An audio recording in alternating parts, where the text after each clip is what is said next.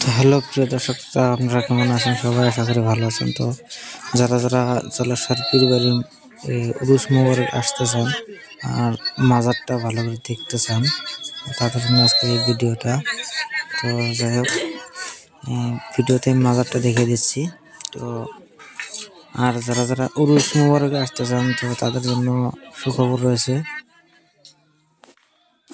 তো এখানে দেখতে পারতেছেন, মাজার শরীফের জানানো দেওয়া হয়েছে যে এইবার জানুয়ারি 19 তারিখ থেকে 19, 20, 21, 22, 23 তারিখ দিন গত রাত্রে মোনাজাত হবো।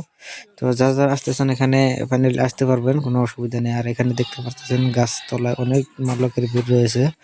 তো আমরা এখন যাবো জিকিরের ওদিকে। তো ওখানে জিকির দেওয়া হচ্ছে। জিকির আপনারা দেখতে পাচ্ছেন এখানে, এখানে পুরো জিকির করা হচ্ছে। তো ভালো করে বিল্ডিংটা দেখে নেন। এখানে